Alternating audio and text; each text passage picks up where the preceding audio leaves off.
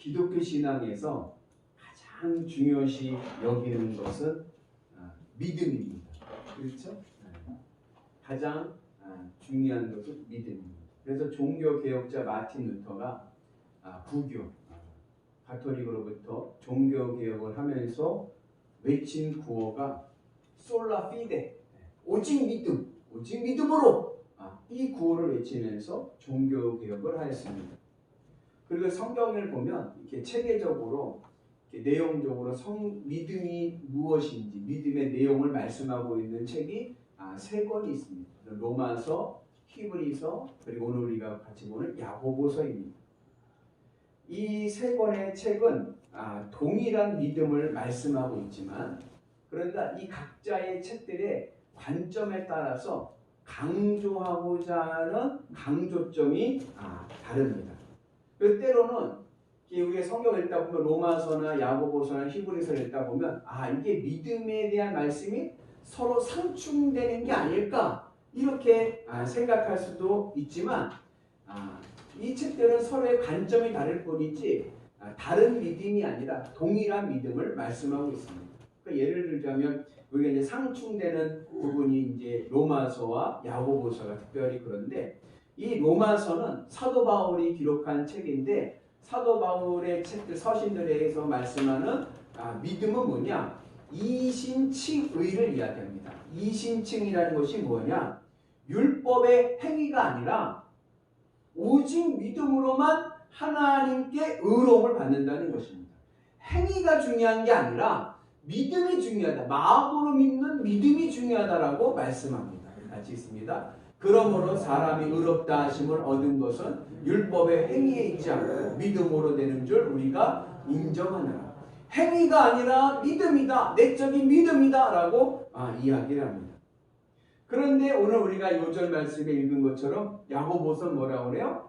행함이 없는 믿음은 죽은 믿음이라 라고 이야기합니다. 같은 맥락의 말씀인데 같이 있습니다. 이로 보건대 사람이 행함으로 의롭다 하심을 받고 믿음으로만은 아니다. 믿음으로 의로움을 받는 게 아니라 행함이 있어야 의로움을 받는 것이다 라고 이야기합니다. 그러니까 사도 바울은 믿음으로 의롭다함을 받는다고 하는데, 야고보는 믿음만이 아니라 뭐가? 행위가 있어야 된다라고 이야기를 합니다. 그래서 이 로마서 이신칭의 바울 신앙의 영향을 많이 받은 사람이 마틴 루터거든요. 그래서 마틴 루터가 종교개혁을 하면서 이 야고보서를 평가하기를 뭐라고 평가했냐면 지푸라기 서신이라고 했어요. 지푸라기 서신. 이게 성경이니까 고상하게 지푸라기라고 했지 실제적인 내용은 뭐예요? 쓰레기입니다. 쓰레기.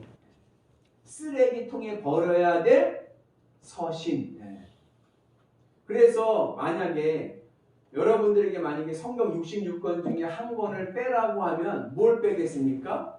글쎄요, 뭐 뺄 게 있을까요? 하나님의 말씀인데요. 이렇게 이야기하겠죠. 근데 마틴 루터는 이게 물어보면 마틴 루터는 하나 있어요. 뭐요? 야고보서. 야고보서는 쓰레기통에 버려야 돼요. 아마 그렇게 이야기했을 것입니다. 그러나 이 로마서와 야고보서 모두가 뭐예요? 성령의 감동으로 기록된 하나님의 말씀 성경입니다. 그 로마서와 야고보서가 말씀하는 믿음은 서로 다른 믿음을 이야기하는 것이 아니라 동일한 믿음, 같은 믿음을 말씀합니다. 그리고 이 로마서와 야고보서가 같은 믿음을 말씀하지만 그러나 관점에 따라서 강조점이 다르기 때문에 다르게 나타나는 것인데, 이것을 이해하기 좋게 하는 책이 바로 히브리서입니다. 그래서 로마서, 야고보서, 히브리서는 모두 같은 믿음, 성경은요 같은 믿음을 말씀하고 단지 차이가 있다면 뭐예요? 강조점이 다르다는 것입니다. 그러니까 이제 신약 성경을 말하는 그 신약에 이런 말이 있어요. 공간복음이라는 말이 있습니다. 이 공간복음은 뭘 얘기하냐면 성경의 복음서 중에 예수님의 공생애를 기록한 복음서가 4권 있죠. 뭐가 있죠? 마태, 마가, 누가, 요한복음이 있어요. 근데 이 마태, 마가, 누가, 요한 중에 같은 관점에서 쓴 복음서들이 있습니다. 그것이 뭐냐면 마태, 마가, 누가복음이에요. 그래서 공관복음하면 같은 관점에서 기록된 성경책, 복음서 해가지고 마태, 마가, 누가복음을 같은 관점에서 쓴 복음서라고 봅니다. 그래서 예수님의 공생애를 보면 마태, 마가, 누가는 그 흐름이 비슷해요. 그러나 요한복음은 다릅니다. 요한복음은 전혀 성격이 달라서 그건 공간복음이라고 보지를 않습니다. 그런데 그렇게 공간복음이라고 마태, 마가, 누가복음이 기록되어 있지만 같은 관점에서 기록되어 있지만 그러나 각 책들마다 강조하는 강조점이 달라서 그 기록하는 세부적인 내용을 보면 차이를 일으킬 때가 있습니다. 예를 들자면 누가복음 7장에 보면 한 여인이 옥합을 들고 예수님 앞에 옵니다. 그리고 옥합을 깨는데 옥합을 깨서 이 옥합에서 깨진 향유를 어디에 붓냐면 예수님의 발에다 붓습니다. 그리고 자기 머리카락으로 예수님의 발을 닦죠. 그런데 마태복음 26장을 보면 옥합을 가져온 여인이 이 옥합을 깨서 그 향유를 어디에다 붓냐면 예수님의 머리에 붓습니다. 같은 사건인데 기록하는 기술이 다른 거예요. 여기에는 마태복음과 누가복음을 기록한 마태와 누가의 강조점이 다릅니다. 누가복음의 강조점은 어디에 있냐면 예수님의 죄 용서하심과 십자가의 죽음에 있고, 머리에 기름을 부은 마태복음은 왕의 대관신, 왕이신 예수님을 말하고자 하는 강조점이 다른 데서 오는 그러한 차이입니다. 그래서 또 하나 예를 들자면 마태복음에서는 예수님이 태어나실 때 누가 오죠? 예수님 태어나실 때 동방박사들이 오죠. 근데 누가복음을 보면은 누가 오죠? 누가복음에는 동방박사 이야기는 없고 목자들이 오죠. 이러한 차이들이 어디서 오냐면 같은 관점에서 기록되었지만 그 책들이 그 마태, 마가, 누가가 강조하고자 하는 메시지가 있어요. 그 메시지의 차이에서 오는 것입니다. 마찬가지로 오늘 로마서, 히브리서, 그리고 야고보서가 동일한 믿음을 말씀하면서도 서로 다른 상충되는 점이 보이는 것은 이것이 달라서가 아니라 그 믿음의 관점을 다르게 하기 때문에 그렇고, 우리가 이 세 관점을 이해할 때 온전한 믿음의 모습을 우리가 이해할 수 있는 효과를 가지게 됩니다. 그러면 이 로마서와 히브리서와 야고보서, 아니 넓게 말해서 성경 66권이 말씀하고 있는 믿음이란 무엇인가? 공통 기반이 되는 믿음이 무엇인가? 성경에서 말씀하는 믿음의 공통 기반은, 공통 분모는 뭐냐? 사도신경입니다. 우리가 일주일마다 예배 때마다 시단 고백을 할 때 뭘 같이 낭독해요? 사도신경을 낭독하죠. 근데 이 사도신경이라는 말은 사도신조라는 말이에요. 신조. 이 신조라는 말이 믿음이란 말인데 이게 라틴어로 뭐라고 하냐면 크레도라고 합니다. 크레도. 제가 여러 번 얘기해서 우리 교인들 잘 아시지만 이 크레도는 두 단어가 합성된 거예요. 크레, 심장이라는 뜻이고 도는 주다라는 뜻이에요. 라틴어로. 그래서 믿음이란 무엇이냐? 믿음은 내 심장을 꺼내주는 것입니다. 이게 믿음이에요. 내 심장을 꺼내줍니다. 그럼 어떻게 내 심장을 꺼내줍니까? 내 육체의 몸에 있는 심장을 꺼내주면 난 죽는데 어떻게 내 심장을 꺼내줍니까? 이 심장이 함축하는 의미가 있습니다. 심장이 함축하는 것은 뭐냐? 마음입니다. 하트. 그래서 우리가 마음, 하트를 심장이라고 생각합니다. 예전 고대인들은 마음이 어디 있느냐? 마음은 우리의 가슴에 있다. 그래서 마음 상하거나 마음이 아프면 어디가 저려와요? 가슴이 저려와요. 그래서 이 심장이라는 것은 우리의 마음을 상징합니다. 그래서 내 심장을 꺼내준다라는 것은 우리가 그 의미론적으로 보면은 내 마음을 꺼내주는 것. 내 마음을 꺼내주는 것이 믿음입니다. 그 마음을 어떻게 꺼내줍니까? 어떻게 내 마음을 도려내서 줍니까? 내 마음을 꺼내준다는 말에 어떻게 우리가 이해하면 되냐면 내 마음을 채우는 것입니다. 내 마음에 들어와서 내 마음을 채우고 있는 것이 내가 믿는 것이에요. 그래서 야고보서 1장 15절에 보면 이런 말씀이 있어요. 욕심이 잉태한즉 죄를 낳고 죄가 장성한즉 사망을 낳는다. 욕심이 잉태, 욕심이 나왔어요. 욕심이 잉태한다라는 얘기 뭐냐면 내 안에 욕심이 들어왔다는, 내 안에 욕심이 가득한즉 죄를 낳고 장성한즉 사망을 낳는다. 그래서 내 마음을 도려넣어 꺼내준다는 말은 내 마음을 채운다는 것입니다. 내 마음을 채운 것, 그것이 바로 뭐예요? 내가 믿는 것입니다. 그래서 마음에 돈을 채운 사람은 돈을 믿는 것이고, 내 마음에 자식을 채운 사람은 자식을 믿는 것이고, 내 마음에 예수님을 채운 사람은 예수님을 믿는 것. 내 마음에 채워져 있는 것, 내 안에 있는 것이, 내 마음에 있는 것이 내가 믿는 것입니다. 그리고 내가 그 믿을 때에 나타나는 증거가 뭐냐? 그것이 바로 기쁨과 만족과 행복입니다. 그래서 돈을 마음에 채워서 돈을 믿는 사람은 어떠냐? 돈을 믿는 사람은 돈만 있으면 행복합니다. 돈만 있으면 기쁘고 행복하고 만족합니다. 아이가 공부를 좀 못해도 괜찮아, 난 돈만 많으면 돼. 이거는 돈을 믿는 분. 그 마음에 자식을 채워서 자식을 믿는 사람은 자식으로 기쁘고 행복하고 만족합니다. 경제적으로 좀 어렵고 가난해도 자식이 잘 되면 그걸로 기쁘고 그걸로 부럽지 않고 만족하는 거예요. 그거 자식을 믿는 사람입니다. 예수님을 믿는다는 것은 내 마음에 예수님을 채워서 세상 어떠한 형편과도 상관없이 나는 예수님으로 기쁘고 행복하고 만족해 하는 것, 이것이 바로 예수님을 믿는 것이에요. 성경에서 말씀하는 믿음은 뭐냐? 하나님으로, 예수님으로 내 마음을 채워서 내 기쁨과 만족과 행복의 이유가 하나님이 되고 예수님이 되는 것이 성경에서 말씀하는 믿음입니다. 하박국 예언자가 말씀하였듯이 난 여호와로 말미암아 즐거워하니, 난 여호와로 말미암아 즐거워하니. 아무 전쟁이 일어나서 다 잃어버렸는데 그 가운데서도 하나님으로 기뻐하는 믿음, 이것이 성경이 말씀하는 믿음입니다.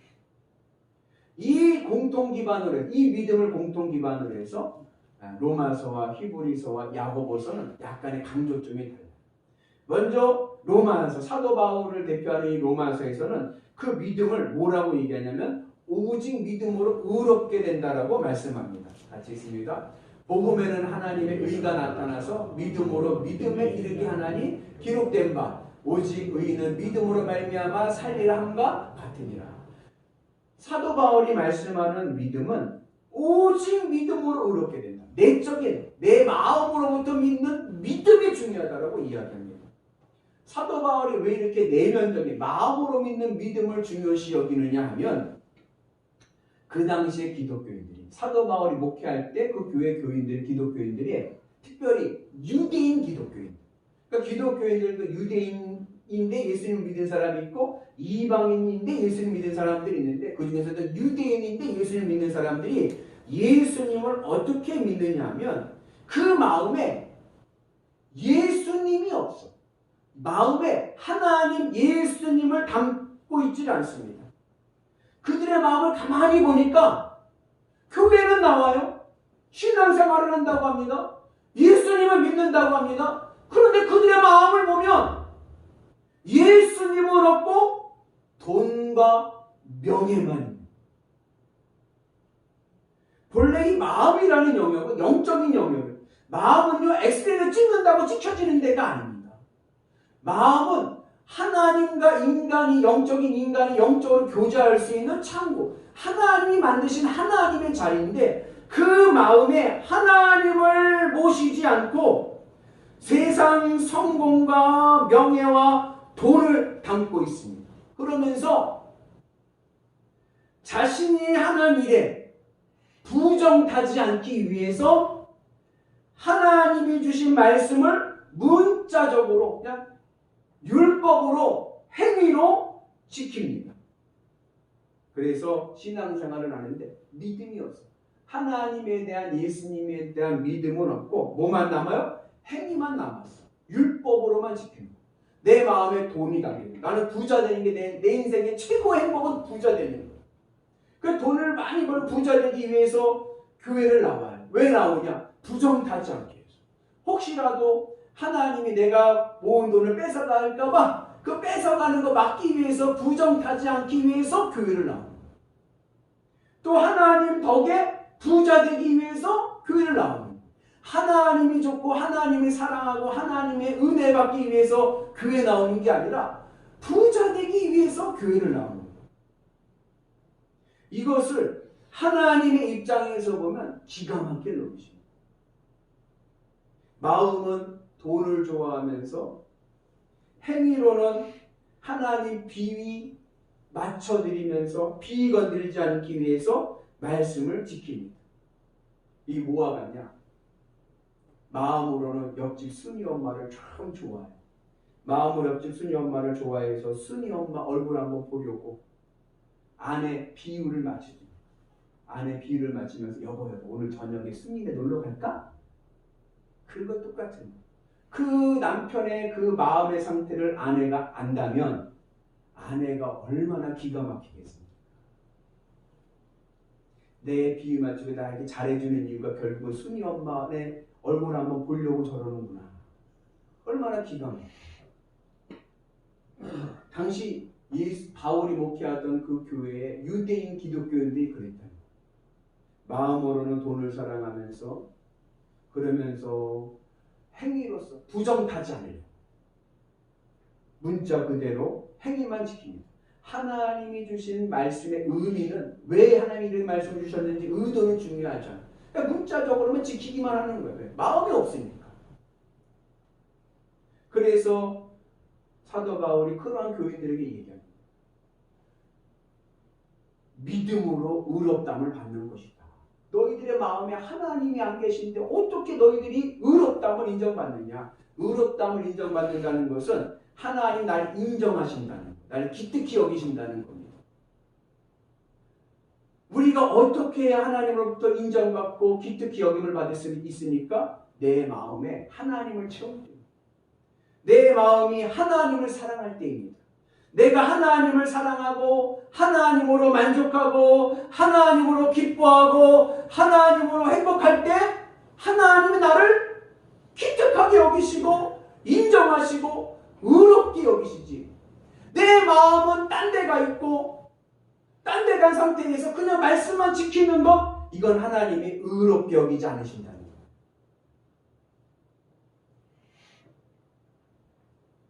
그런데 바울 시대 때 교인들이 하나님을 목적으로 삼지 않고 목적의 수단으로 삼아서 하나님 비유도 건들지 않으려고 억지로 그냥 지키는 거예요. 그렇게 신앙생활을 하는 거예요. 이거는 기독교가 아닙니다. 이런 거는요, 무당도하는 종교라는 게 이런 거예요. 종교라는 말이 뭐냐? 종교는요, 이게 종교예요. 내가 원하는 소원이 있어요. 내가 원하는 소원을 얻기 위해서 귀신을 구슬내는 겁니다. 귀신 비유를 맞추고 귀신을 달래는 거예요. 그래 무당이 굿하고 뭐 절에 가서 빌고 뭐 하는 게 뭐예요? 다 뭐예요? 내가 원하는 소원을 얻기 위해서 귀신 비유를 맞추는 거예요. 그래갖고 그 내가 원하는 것을 얻는 것, 이건 종교입니다. 기독교는 종교가 아닙니다. 기독교는 생명입니다. 기독교는요, 근본이 달라요. 기독교는 내 소원을 이루기 위해서 나오는 것이 아니라 나의 존재의 근원이 되시는 하나님께 나오는 것입니다.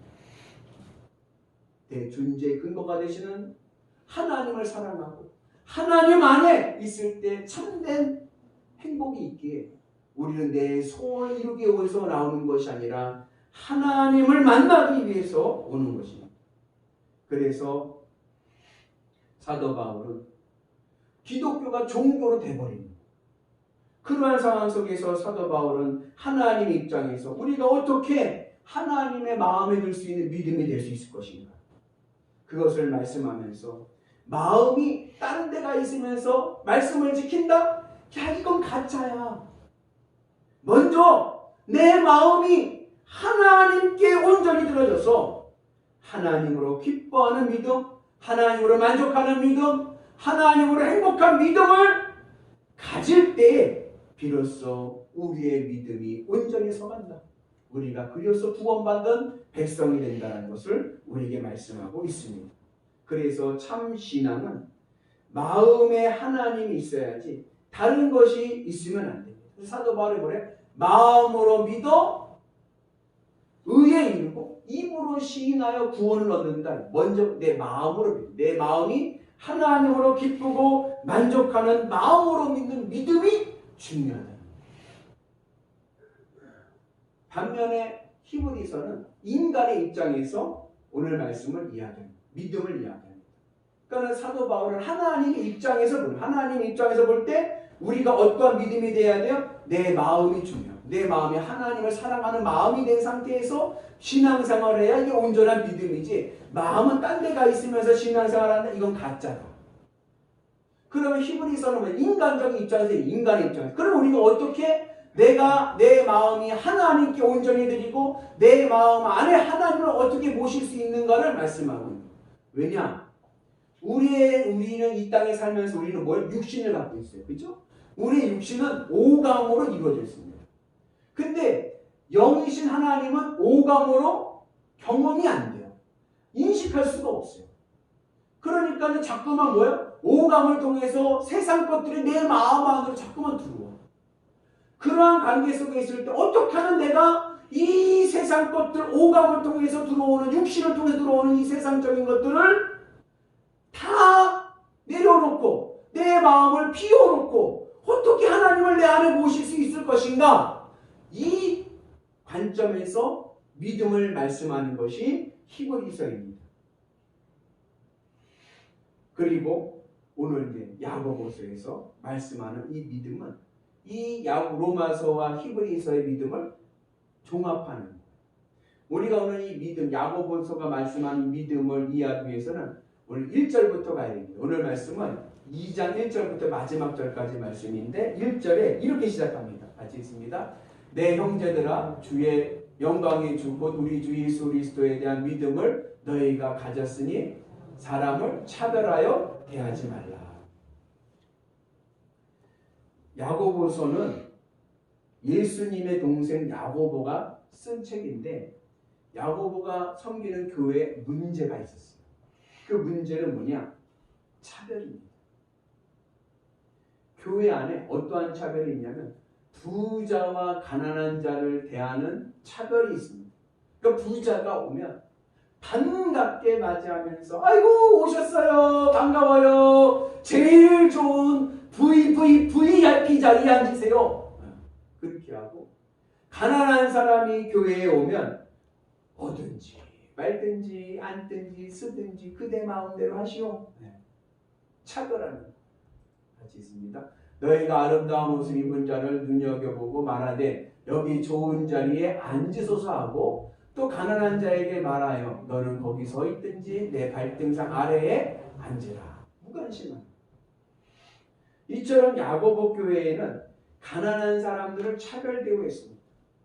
그래서 야고보는 사람을 차별대우하지 마라. 외모로 판단하지 말아라. 오히려 가난한 사람들이 하나님 나라의 상속자이다. 이렇게 말씀합니다. 그러면서 2장을 쭉 읽다 보면 심지어 가난한 자는 축복하고 부자는 저주해요. 부자를 저주한다고 진짜 문자 그대로 부자들은 다 안 되라는 얘기가 아니라 의도를 알아야 돼요. 사도 지금 이 야고보 장로가 말씀하고자 하는 의도는 뭐냐? 우리들에게 말씀하는 것은 성도는 믿음의 부자가 되어야 된다는 것입니다. 바라는 여러분들이 믿음의 부자가 되기를 축복합니다. 그 믿음의 부자가 되는 비결이 있어요. 무엇이 믿음의 부자이냐? 믿음의 부자는 서로 사랑하는 것입니다. 교회에는 성도 간에 차별하지 말고 서로 사랑해. 그러면서 믿음을 강조합니다.